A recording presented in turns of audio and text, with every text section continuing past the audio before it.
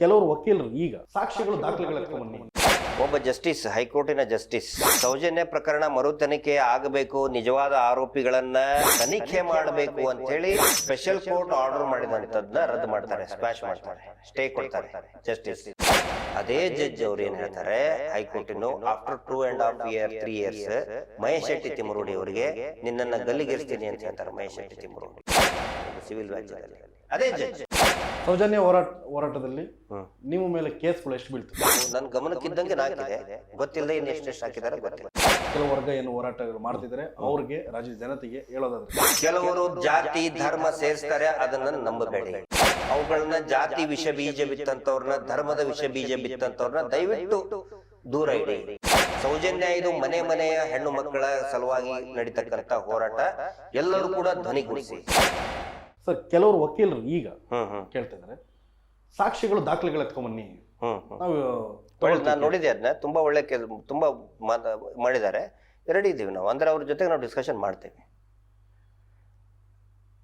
ನಾವು ಯಾಕೆ ಅವರು ಕೇಳಿದ್ರಲ್ಲಿ ಒಂದು ಇದನ್ನಿದೆ, ಯಾಕೆ ನೀವು ಕೋರ್ಟಿಗೆ ಕೊಡ್ತಾ ಇಲ್ಲ ಅಂತ ಹೇಳಿದ್ರೆ, ಒಬ್ಬ ಜಸ್ಟಿಸ್, ಹೈಕೋರ್ಟಿನ ಜಸ್ಟಿಸ್, ಸೌಜನ್ಯ ಪ್ರಕರಣ ಮರು ತನಿಖೆ ಆಗಬೇಕು, ನಿಜವಾದ ಆರೋಪಿಗಳನ್ನ ತನಿಖೆ ಮಾಡಬೇಕು ಅಂಥೇಳಿ ಸ್ಪೆಷಲ್ ಕೋರ್ಟ್ ಆರ್ಡರ್ ಮಾಡಿದಂಥದ್ದನ್ನ ರದ್ದು ಮಾಡ್ತಾರೆ, ಸ್ಕ್ವಾಶ್ ಮಾಡ್ತಾರೆ, ಸ್ಟೇ ಕೊಡ್ತಾರೆ ಜಸ್ಟಿಸ್. ಆ್ಯಕ್ಚುಲಿ ಅವ್ರು ಹಂಗೆ ಮಾಡಬಾರ್ದು. ಯಾವಾಗ CBI ಹೇಳ್ತದಲ್ಲ, ನೋಡಿ ಸಂತೋಷ್ ರಾವ್ ಮಾಡಿಲ್ಲ, ಇನ್ನೂ 3-4 ಜನ ಇದ್ದಾರೆ ಅಂತ ಸ್ವತಃ CBI ಪ್ರಾಸಿಕ್ಯೂಷನ್ ಹೇಳ್ತಾರೆ. ಅದಕ್ಕೆ ಜಡ್ಜ್ ಕೂಡ ಒಪ್ಕೋತಾರೆ, ರೇಖಾ ಮೇಡಮ್, ಅದಕ್ಕೆ ನ್ಯಾಯಾಧೀಶರು ರೇಖಾ ಮೇಡಮ್ ಇರ್ತಾರೆ, ಅವ್ರು ಎಸ್ ತನಿಖೆ ಮಾಡ್ರಿ ಅಂತ ಹೇಳ್ತಾರೆ. ತನಿಖೆನೂ 1-2 ದಿನ ಶುರು ಆಗುತ್ತೆ, ಅದಕ್ಕೆ ಸ್ಟೇ ತೊಗೊಂಡು ಬರ್ತಾರೆ. ತನಿಖೆ ಮಾಡೋದಕ್ಕೇ ಸ್ಟೇ ತರ್ತಾರೆ ಹೈಕೋರ್ಟಲ್ಲಿ. ಯಾವ ಒಬ್ಬ ಆ ನ್ಯಾಯಮೂರ್ತಿಗಳು ಹಿರಿಯ ಇವರು ಹೇಳ್ತಾರಲ್ಲ, ಅದನ್ನು ಸ್ಕ್ವಾಶ್ ಮಾಡಿಬಿಡ್ತಾರೆ, ತನಿಖೆನೇ ಮಾಡಬಾರ್ದು ಅಂತೇಳಿ. ಅದೇ ನ್ಯಾಯಮೂರ್ತಿಗಳು ವಾಟ್ ಎವರ್ ಜಡ್ಜ್ ಸಾಹೇಬ್ರು ಕಾಮನ್ ಇದನ್ನು ನ್ಯಾಯಮೂರ್ತಿ ಮತ್ತು ನ್ಯಾಯಾಧೀಶರ ನಡುವೆ ಸ್ವಲ್ಪ ಇದನ್ನು ಬರ್ತದೆ. ಬಟ್ ಅದೇ ಜಡ್ಜ್ ಅವರು ಏನು ಹೇಳ್ತಾರೆ, ಯಾವ ಜಡ್ಜು ಈ ಉಳಿದ 3-4 ಜನರುಗಳನ್ನ ತನಿಖೆ ಮಾಡಬಾರದು ಅಂತ ಹೇಳ್ತಾರಲ್ಲ, ಅದೇ ಜಡ್ಜ್ ಅವ್ರು ಏನು ಹೇಳ್ತಾರೆ, ಹೈಕೋರ್ಟಿನ after 2.5 years 3 years Mahesh Shetty Thimarodi ಅವರಿಗೆ ನಿನ್ನನ್ನು ಗಲ್ಲಿಗೇರಿಸ್ತೀನಿ ಅಂತ ಹೇಳ್ತಾರೆ. ಮಹೇಶ್ ಶೆಟ್ಟಿ ತಿಮ್ಮರೋಡಿ ಅವರು ಒಂದು ಸಿವಿಲ್ ರಾಜ್ಯದಲ್ಲಿ ಅದೇ ಜಡ್ಜ್. ನಾವು ನಂಬಿಕೆ ಇಡಬೇಕಾ? ಗೌರವ ಇದೆ ನಮಗೆ, ನ್ಯಾಯಾಂಗ ವ್ಯವಸ್ಥೆಯಲ್ಲಿ ಹೈಕೋರ್ಟ್ ಬಗ್ಗೆ ನಮಗೆ ಗೌರವ ಇದೆ. ಎಲ್ಲರೂ ಕೆಟ್ಟವರು ಅಂತ ನಾವು ಹೇಳ್ತಾ ಇಲ್ಲ, ಎಲ್ಲರೂ ಕರಪ್ಟ್ ಅಂತ ನಾವು ಹೇಳ್ತಾ ಇಲ್ಲ. ಯಾವ ಬೆಂಚಿಗೆ ಹೋಗುತ್ತೆ ಯಾರಿಗೆ ಗೊತ್ತು, ಹೋಗಿ ನಾವು ಸಾಕ್ಷಿ ಹೇಳಿದ್ರೆ ಮುಂದೆ ಏನಾಗುತ್ತೆ ಯಾರಿಗೆ ಗೊತ್ತು. ಆ ಭಯ, ಆ ಒಂದು ಪ್ರಿಕಾಷನರಿಯಲ್ಲಿದ್ದೀವಿ. ಅವರು ಯಾರು ಅಡ್ವೊಕೇಟ್ ಹೇಳಿದ್ರಲ್ಲ, ಐ ವೆಲ್ಕಮ್ ಹೀಸ್ ಇದನ್ನ ಅಪ್ರೋಚ್. ಭೇಟಿ ಆಗ್ತೇನೆ ನಾನು, ಬೇಕು ನಮಗೆ ಅಂಥವ್ರು ಇನ್ನೂ 50-100 ಜನ ಲಾಯರ್ಗಳು ಬೇಕು ನಮಗೆ. ಎಲ್ಲರೂ ಸೇರಿ ಫೈಟ್ ಮಾಡೋಣ. ತುಂಬ ಖುಷಿ ಆಯ್ತು ಅವ್ರು ಮಾತಾಡಿದ್ರು. ಆಮೇಲೆ ನೋಡಿ, ಬೆಂಗಳೂರಿನ ಹೈಕೋರ್ಟ್ ತುಂಬ ಪ್ರಜ್ಞಾವಂತ, ನಾನು ಅಬ್ಸರ್ವ್ ಮಾಡಿದ್ದೀನಿ. ನನ್ನ ಕೇಸ್ನಲ್ಲಿ ಕೂಡ ಭಾಳಷ್ಟು ಸಪೋರ್ಟ್ ಮಾಡಿದ್ದಾರೆ, ಭಾಳ ಪ್ರಜ್ಞಾವಂತರಿದ್ದಾರೆ. I respect advocate community of Bengaluru and even entire ಕರ್ನಾಟಕದಲ್ಲಿ. ಮಹೇಶ್ ಶೆಟ್ಟರ್ ಮೇಲೆ ಸುಳ್ಳು ಕೇಸ್ ಆದಾಗ ಸೌದತ್ತಿಗೆ ಮತ್ತು ಶಿರಾಕ್ಕೆ ಕರ್ಕೊಂಡು ಹೋಗ್ತಾರಲ್ಲ, ಎಲ್ಲ ಅಡ್ವೊಕೇಟ್ ಬಂದುಬಿಡ್ತಾರೆ, ನಾವು ನಿಮ್ಮ ಜೊತೆಗಿದ್ದೀವಿ ಅಂತೇಳಿ. ಯಾಕಂದರೆ ಅಡ್ವೊಕೇಟ್ಗೆ ಸಾಮಾಜಿಕ ಕಾಳಜಿ ಭಾಳ ಇರ್ತದೆ. ಗಾಂಧೀಜಿ ಯಾರು? ಅಡ್ವೊಕೇಟ್. ವಲ್ಲಭಭಾಯಿ ಪಟೇಲ್ ಯಾರು? ಅಡ್ವೊಕೇಟ್. ನೆಹರು ಯಾರು? ಅಡ್ವೊಕೇಟ್. ಅಡ್ವೊಕೇಟ್ಗಳ ಬಗ್ಗೆ ನಮಗೆ ಭಾಳ ರೆಸ್ಪೆಕ್ಟ್ ಇದೆ, ಮತ್ತು ಅವ್ರಿಗೆ ಸಾಮಾಜಿಕ ಕಳಕಳಿ ಭಾಳ ಇರ್ತದೆ. They fight. ತುಂಬ ಖುಷಿ ವಿಚಾರ. ಅವ್ರಿಗೆಲ್ಲ ನಾನು ಭೇಟಿ ಆಗ್ತೇನೆ. ಈಗ ಸೌಜನ್ಯ ಹೋರಾಟದಲ್ಲಿ ನಿಮ್ಮ ಮೇಲೆ ಕೇಸ್ಗಳು ಎಷ್ಟು ಬೀಳ್ತದೆ? ಬಹುಶಃ 1, 2, 3, 4 ನನ್ನ ಗಮನಕ್ಕಿದ್ದಂಗೆ 4 ಇದೆ. ಗೊತ್ತಿಲ್ಲದೆ ಇನ್ನು ಎಷ್ಟೆಷ್ಟು ಹಾಕಿದ್ದಾರೆ ಗೊತ್ತಿಲ್ಲ. ಹೇಗೆ ರಿಸೀವ್ ಮಾಡ್ಕೊಂಡ್ರಿ? ನಮ್ಗೆ ಏನಿಲ್ಲ ಸರ್, ನಮಗೆ ಕೇಸ್ ಹಾಕೋದಕ್ಕೊಳ್ಳೋದು, ಇದನ್ನ ಮಾಡೋದು, ಮುಂಜಾನೆದ್ದು ಹಲ್ ತಿಕ್ತಾರಲ್ಲ, ಹಲ್ ತಿಕ್ಕಿ ಸ್ನಾನ ಮಾಡ್ತಾರಲ್ಲ, ನನಗೆ ಅಷ್ಟು ಸರಳ. ಇವ್ರೇನೋ ತಿಳ್ಕೊಳ್ತಾರೆ, ಕೇಸ್ ಹಾಕಿದ ಕೂಡ ಹೆದರ್ ಬಿಡ್ತಾರೆ ಅಂತೇಳಿ. To me it is a natural. ಕೊನೆಯಲ್ಲಿ ರಾಜ್ಯದ ಜನತೆಗೆ ಹಾಗೂ ಹೋರಾಟಕ್ಕೆ 13 ವರ್ಷಗಳಿಂದ ಹೋರಾಟ ಮಾಡ್ತಾ ಇರ್ತಕ್ಕಂಥ ಕೆಲವು ವರ್ಗ ಏನು ಹೋರಾಟಗಳು ಮಾಡ್ತಿದ್ದಾರೆ ಅವ್ರಿಗೆ ರಾಜ್ಯದ ಜನತೆಗೆ ಹೇಳೋದಾದ್ರೆ? ಸರ್, ಈಗ ಜನತೆಗೆ ಹೇಳುವಷ್ಟು ದೊಡ್ಡ ಲೀಡರ್ ಅಂತೂ ನಾನಲ್ಲ, but as a common man ನಾನು ಹೇಳ್ತಾ ಇದ್ದೀನಿ, ಆ್ಯಸ್ ಅ ಫ್ಯಾಮಿಲಿ ಮ್ಯಾನ್ ನಾನು ಹೇಳ್ತಾ ಇದ್ದೀನಿ. ಸೌಜನ್ಯ ಹೋರಾಟ ಏನಿದೆ, ಸೌಜನ್ಯಗಳಿಗೋಸ್ಕರ ಅವಳ ಜೊತೆಗೆ ಸೌಜನ್ಯ ಅತ್ಯಾಚಾರದ ಅವಳ ಒಂದು ಏನು ಅನ್ಯಾಯ ಆಗಿದೆ, ಇದು ಅವಳಿಗೋಸ್ಕರ, ಅದರ ಜೊತೆಗೇ ಇಡೀ ನಮ್ಮ ರಾಜ್ಯದಲ್ಲಿ ಏನು ನಿರಂತರವಾಗಿ ಅತ್ಯಾಚಾರ ಮತ್ತು ಟೀಸಿಂಗ್ ಆಗ್ತಾ ಇದೆ ಈ ಮೊಬೈಲ್ನಲ್ಲಿ, ರಸ್ತೆಯಲ್ಲಿ ಹೆಣ್ಮಕ್ಳಿಗೆ, ಅದನ್ನು ತಡೆಗಟ್ಟುಗೋಸ್ಕರ ಇರ್ತಕ್ಕಂಥ ಹೋರಾಟ ಇದು ನಿಮ್ಮ ಮನೆಯ ಮಗಳ ಹೋರಾಟ ಅಂತ ಸಲುವಾಗಿ ನಡೀತಕ್ಕಂಥ ಹೋರಾಟ ಅಂತ ತಿಳ್ಕೊಳ್ಳಿ. ಇಟ್ಸ್ ಅ ಫ್ಯಾಮಿಲಿ ಫೈಟ್, ಇದು ಫ್ಯಾಮಿಲಿ ಮೂಮೆಂಟ್. ಇದರಲ್ಲಿ ಪ್ರತಿಯೊಂದು ಫ್ಯಾಮಿಲಿಗಳು ಕೂಡ ಜಾಯಿನ್ ಆಗ್ಬೇಕು. ಇದರಲ್ಲಿ ಕೆಲವರು ಜಾತಿ ಧರ್ಮ ಸೇರಿಸ್ತಾರೆ, ಅದನ್ನು ನಂಬಬೇಡಿ. ಅವುಗಳನ್ನ ಜಾತಿ ವಿಷ ಬೀಜ ಬಿತ್ತಂಥವ್ರನ್ನ, ಧರ್ಮದ ವಿಷ ಬೀಜ ಬಿತ್ತಂಥವ್ರನ್ನ ದಯವಿಟ್ಟು ದೂರ ಇಡಿ. ಸೌಜನ್ಯ ಇದು ಮನೆಯ ಹೆಣ್ಣು ಮಕ್ಕಳ ಸಲುವಾಗಿ ನಡೀತಕ್ಕಂಥ ಹೋರಾಟ. ಎಲ್ಲರೂ ಕೂಡ ಧ್ವನಿಗೂಡಿಸಿ. ಇದರಲ್ಲಿ ಮಟ್ಟಣ್ಣವರಾಗಲಿ, ಮಹೇಶ್ ಶೆಟ್ಟಿ ತಿಮರೋಡಿ ಅವರಾಗಲಿ, ಜಯಂತ್ ಅವರಾಗಲಿ, ಮೋಹಿತ್ ಅವರಾಗಲಿ, ಅಥವಾ ಇನ್ನಿರೋರು ವ್ಯಕ್ತಿಗಳು, ಈಗ ನೋಡಿ ಮಹೇಶ್ ಶೆಟ್ಟಿ ನಿಂತಿರೋದ್ರಿಂದಲೇ ಈ ಹೋರಾಟ ಗಟ್ಟಿ ನಿಂತಿದೆ. ಅದರ ಅರ್ಥ ವ್ಯಕ್ತಿ ಪ್ರತಿಷ್ಠಿತ ಹೋರಾಟ ಅಲ್ಲ, ಇಟ್ಸ್ ಅ ಮಾಸ್ ಮೂಮೆಂಟ್. ಇದು ಇಲ್ಲಿ ನಮಗೆ ಯಾರಿಗೂ ಕೂಡ ವೈಯಕ್ತಿಕ ಪ್ರಚಾರದ ಅವಶ್ಯಕತೆ ಇಲ್ಲ. ನೀವು ಈ ಹೋರಾಟದಲ್ಲಿ ಜನಸಾಮಾನ್ಯರ ಹೋರಾಟ ನೀವು ನೋಡಿ. VIP-ಗಳೆಲ್ಲ ಒಂದಾಗ್ತಾ ಇದ್ದಾರೆ. ನಿನ್ನೆ CT ರವಿ ಅವರು ಅವರಿಗೆ ರಕ್ಷಣೆ ಬೇಕು ಅಂತ ಹೇಳ್ತಾ ಇದ್ದಾರೆ. ಸ್ವತಃ ಅವ್ರದೇ ಚಿಕ್ಕಮಗಳೂರು ಕ್ಷೇತ್ರದಲ್ಲಿನೇ 1 ವರ್ಷದ ಹಿಂದೆ ಅದೇ ಸಂಘದ ಮೇಲೇನೆ ಕೇಸ್ ಆಗಿದೆ ಶೃಂಗೇರಿಯಲ್ಲಿ. ಕೇಸೇ ಆಗಿಲ್ಲ ಅಂತ ಸುಳ್ಳು ಹೇಳ್ತಾ ಇದ್ದಾರೆ. ಅಂದ್ರೆ ಈ VIP-ಗಳೆಲ್ಲ ಒಂದಾಗ್ತಾರೆ.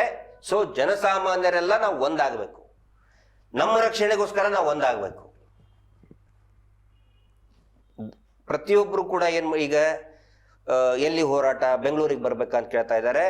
ಆ ವ್ಯವಸ್ಥೆನೂ ಕೂಡ ಆಗುತ್ತೆ. ಅಲ್ಲಿವರೆಗೆ ದಯವಿಟ್ಟು ನಿಮ್ಮ ಏರಿಯಾದಲ್ಲಿ ಯುವಕರಿರ್ತೀರಿ, ಅಪಾರ್ಟ್ಮೆಂಟ್ ಇದ್ದರೆ ಅಪಾರ್ಟ್ಮೆಂಟ್ನವರು 10, 20, 50, 100 ಜನ ಸೇರಿ ಒಂದು ಕ್ಯಾಂಡಲ್ ಹಚ್ಚಿ ಸೌಜನ್ಯಗೋಸ್ಕರ ಮೌನವಾಗಿನೇ ಒಂದು ಸೌಜನ್ಯದ ಪೋಸ್ಟರ್ ಹಾಕಿ ಜಸ್ಟಿಸ್ ಫಾರ್ ಸೌಜನ್ಯ ಅಂತೇಳಿ ಬನ್ನಿ.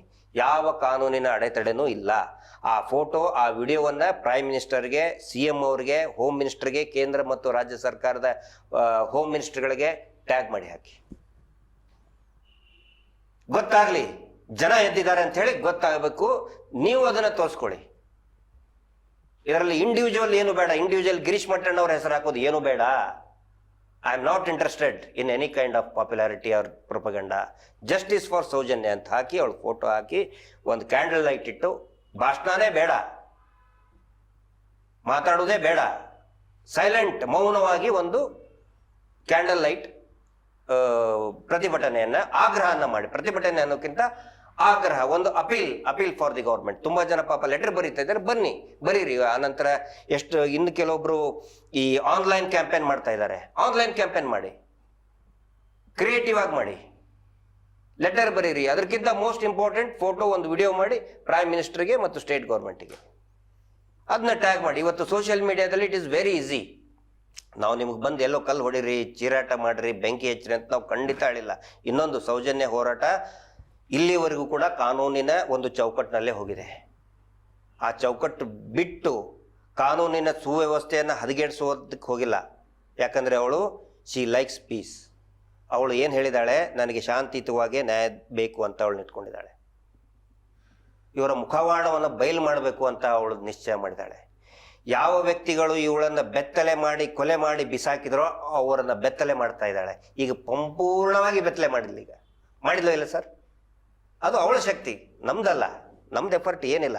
ನೀವು ತಿಳ್ಕೊಬೋದು, ಗಿರೀಶ್ ಮಟ್ಟಣ್ಣವ್ರು ಯಾವ ದೊಡ್ಡ ಗುಡ್ಡ ಕಟ್ಟೆ ಹಾಕಿಲ್ಲ. ನಾವು ದೊಡ್ಡ ಕಷ್ಟ ನಮಗೇನು ಬಂದಿಲ್ಲ. ನಮ್ಗೆ ಯಾರಾದರೂ ಕಷ್ಟ ಕೊಡಕ್ಕೆ ಬಂದವರೇ ಮುಗಿದು ಹೋಗಿದ್ದಾರೆ. ಅದನ್ನ ಅವಳು ನೋಡ್ಕೊತಾ ಇದ್ದಾಳೆ. ಆ ದುರ್ಗಾ ಶಕ್ತಿ ಚಾಮುಂಡೇಶ್ವರಿ ನೋಡ್ಕೊತಾ ಇದ್ದಾಳೆ. ನಮ್ಮ ರಕ್ಷಣೆಗೆ ಅವಳಿದ್ದಾಳೆ. ಸೊ ನಮ್ದೇನು ರೋಲ್ ಇಲ್ಲ. ಜನಸಾಮಾನ್ಯರು ಎದ್ದೇಳಬೇಕು. ನಿಮ್ಮ ಭಾವನೆಗಳನ್ನು ತೋರಿಸ್ಕೊಳ್ಳಿ, ಸರ್ಕಾರಕ್ಕೆ ಹೇಳ್ಕೊಳ್ಳಿ. ಇಷ್ಟು ದಿನ ಆಗಿದ್ದಿಲ್ಲ, ಈಗ ಮಾಡಿ. ನೀವು ಪ್ರತಿಯೊಬ್ಬರು ಕೂಡ ಅಪಾರ್ಟ್ಮೆಂಟ್ ಗೇಟ್ ಮುಂದೆ ಹೋಗಿ ಒಂದು ಕ್ಯಾಂಡಲ್ ಲೈಟ್ ಹಚ್ಚಿ. ನಿಮ್ಮ ಏರಿಯಾದಲ್ಲಿ ಯಾವುದಾದ್ರೂ ಒಂದು ಮೂರ್ತಿ ಇರ್ತದೆ, ಬಸವಣ್ಣವ್ರ ಮೂರ್ತಿ ಇರ್ತದೆ, ಸಂಗೊಳ್ಳಿ ರಾಯಣ್ಣನ ಮೂರ್ತಿ ಇರ್ತದೆ, ರಾಜ್ಕುಮಾರ್ ಅವ್ರ ಮೂರ್ತಿ ಅಥವಾ ಗ್ರಾಮ ದೇವತೆ ಇರ್ತದೆ, ಅಲ್ಲಿ ಹೋಗಿ ಒಂದು ಕ್ಯಾಂಡಲ್ ಲೈಟ್ ಒಂದು 10 ಕ್ಯಾಂಡಲ್ ಹಚ್ಚಿ ಸೌಜನ್ಯ ಆಳ್ಗೆ ನ್ಯಾಯ ಸಿಗಲಿ. ಇಷ್ಟು ಮಾಡಿ ಸರ್ ನೀವು. ಅದಾದ ನಂತರ ಬೆಂಗಳೂರಿನಲ್ಲಿ ದೊಡ್ಡ ಮಟ್ಟದ ಹೋರಾಟ ಆಗೇ ಆಗುತ್ತೆ, ಮಾಡ್ತೀವಿ. ಇನ್ನು ಏನೇನಾಗಬೇಕು ಅದು ಶಿ ವಿಲ್ ಡಿಸೈಡ್, ನಾನಲ್ಲ. ಅವಳೇ ನಿರ್ಧಾರ ಮಾಡ್ತಾಳೆ. ಅವಳೇನು ಬುದ್ಧಿ ಕೊಡ್ತಾಳೆ ಹಂಗೆ ಹೋಗುತ್ತೆ. ಬ್ಯುಸಿ ಶೆಡ್ಯೂಲ್ನಲ್ಲಿ ನಮಗೆ ಸಮಯ ಕೊಟ್ಟು ಬಿಡುವು ಮಾಡಿಕೊಂಡು ಬಂದು ನಮ್ಮ ವಾಹಿನಿಗೆ ಸಂದರ್ಶನ ಕೊಟ್ಟಿರೋದಕ್ಕೆ ಧನ್ಯವಾದಗಳು. Thank you sir. ನಿಮ್ಮ ಹೋರಾಟಕ್ಕೆ ಜಯವಾಗಲಿ. ನಮ್ಮ ಪ್ರಜಾಧ್ವನಿ ಟಿವಿಯಿಂದ ನಮ್ಮ ಟ್ಯಾಗ್ಲೈನ್ ಇರುವಂಗೆ ಪ್ರಜೆಗಳಿಂದ ಪ್ರಜೆಗಳಿಗಾಗಿ ಪ್ರಜೆಗಳಿಗೋಸ್ಕರ ಅಂತ ಏನಿದೆ, ನಿಜವಾಗ್ಲೂ ನಾವು ಕೂಡ ನಿಮ್ಮ ಜೊತೆಲಿ ಇರ್ತೀವಿ ಅಂತ ಈ ಒಂದು ಕಾರ್ಯಕ್ರಮದಲ್ಲಿ ಹೇಳ್ತಿದ್ದೀನಿ. ಧನ್ಯವಾದಗಳು sir. Thank you sir. Thank you. ವೀಕ್ಷಕರು ನೋಡಿದ್ರಲ್ಲ, ಇಷ್ಟೊತ್ತು ನಮ್ಮ ಗಿರೀಶ್ ಮಟ್ಟಣ್ಣನವರ ಮಾತು ಇದಾಗಿತ್ತು. ಅವರ ಆಕ್ರೋಶ ಅವರ ಯಾವ ಒಂದು ವರ್ಗದ ಮೇಲಲ್ಲ, ಯಾವ ಒಂದು ವ್ಯಕ್ತಿಯ ಮೇಲಲ್ಲ, ಯಾವ ಒಂದು ಪವಿತ್ರ ದೇವಾಲಯದ ವಿರುದ್ಧವಾಗಲ್ಲ. ಅವರು ಕೇಳ್ತಾ ಇರ್ತಕ್ಕಂಥದ್ದು ಜಸ್ಟಿಸ್ ಫಾರ್ ಸೌಜನ್ಯಳಿಗೆ ನಿಜವಾಗ್ಲೂ ನ್ಯಾಯ ಬೇಕು ಅನ್ನೋದು ಕೇಳ್ತಾ ಇದ್ದಾರೆ. ನಾವು ಕೇಳೋದು ಅಷ್ಟೇ, ಪ್ರಜಾಧ್ವನಿ ಟಿವಿಯ ವಾಹಿನಿಯ ಮುಖಾಂತರ ಕೇಳ್ತಕ್ಕಂಥದ್ದು ಜನತೆಗೆ ಇನ್ನಷ್ಟು ಕೈ ಜೋಡಿಸಿ ಎಲ್ಲರೂ ಈ ಒಂದು ಪ್ರಕರಣಕ್ಕೆ ಸಂಬಂಧಿಸಿದಂತೆ ಸೌಜನ್ಯ ಹೋರಾಟಕ್ಕೆ ನಾವು ಕೈ ಜೋಡಿಸಿದೆ ಆದಲ್ಲಿ ಮುಂದಿನ ದಿವಸಗಳಲ್ಲಿ ಆದಷ್ಟು ಬೇಗ ನ್ಯಾಯ ಸಿಗಲಿ ಅನ್ನೋದು ಆಶಯ ಆಗಿರ್ತೈತೆ. ನೀವು ನೋಡ್ತಾ ಇದ್ದೀರಾ ಪ್ರಜಾಧ್ವನಿ ಟಿವಿ. Thank you.